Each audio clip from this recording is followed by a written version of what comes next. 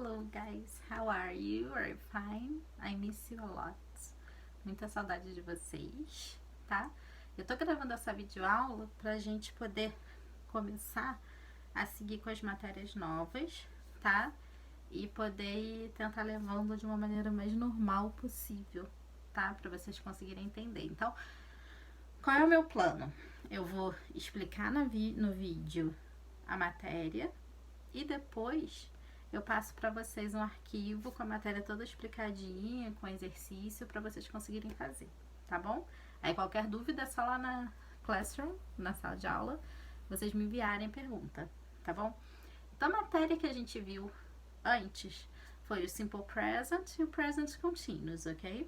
Agora a gente vai ver o imperativo, tá? Imperative, que também é um tempo verbal. Só que ele é um tempo verbal que ele é um pouco diferente, tá? Em primeiro lugar, o sujeito não precisa aparecer nessa frase. Por quê? Porque como eu tô falando diretamente com uma pessoa, já tá implícito quem é esse sujeito da frase, tá? Então, por isso, essas orações do imperative, elas sempre vão começar com um verbo, tá? E normalmente é um verbo, normalmente não, sempre, é um verbo com a forma base dele, ou seja, o verbo no infinitivo. Só que lembra que eu já expliquei para vocês que o verbo no infinitivo em inglês, a gente usa o to. Igual em português eu sei que o verbo está no infinitivo, na forma base dele, quando ele termina em ar, ir, né? Amar, beber, sair. In English, I know the verb is in the infinitive.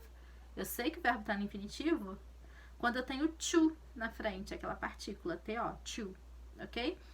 Então, se eu tenho to dance, tá? No imperative, eu vou usar só o dance. Então, eu tiro o to, tá?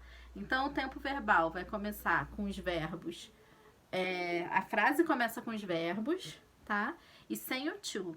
Então, para que eu uso o imperative? O imperative a gente usa pelo falante, por quem tá falando, para dar uma sugestão, uma ordem, um conselho, uma instrução ou uma instrução para que determinada ação aconteça, tá? Então, normalmente vocês vão ver muito, vai acontecer muito em questão de ordem. Se eu virar para vocês e falar assim, open your books, eu tô dando uma ordem, né? Então, open your books, abram seus livros. Vê que o open é o meu verb na forma base dele, no infinitivo sem to, tá? Então, eu dei a ordem. A frase começou com um verbo. Eu tenho sujeito? Não tenho, mas está implícito que eu pedi para vocês abrirem os livros, né? Então, eu falei, open your books. Ok? Tranquilo? Eu posso dar um conselho. Let me see. Do your best. Faça o seu melhor. Comecei com do. Eu tô conversando com alguém, no caso vocês, né? Então eu tô falando, façam o seu melhor, do your best. Vocês não precisam fazer o melhor que os outros acham, vocês têm que fazer o melhor que é o seu, ok? Que é uma lição para essas aulas online, tá? Vocês vão tentar, vocês não precisam ser os melhores, a gente vai tentando, ok? Então a gente usa o verbo no infinitivo sem to. O verbo vai estar na forma base, ok? E ele vem no início da frase. O sujeito não precisa ser dito porque ele já está implícito. Tranquilo? Outra coisa. Tem a forma negativa. Para colocar essas frases do imperative na forma negativa, eu vou usar o do not. Tá? Lembra que a gente usou no Simple Present? Só que aqui não vai importar se eu não vou ter que mudar para does ou não, é só do not, tá? Então, se eu falar eat your lunch, como o seu almoço.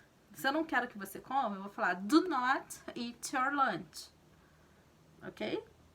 Open the window. Do not open the window. Listen to your mom. Escute a sua mãe. Do not listen to your friends. Não ouça os seus amigos. Ok? Tranquilo? Então, esse é o imperative, ok?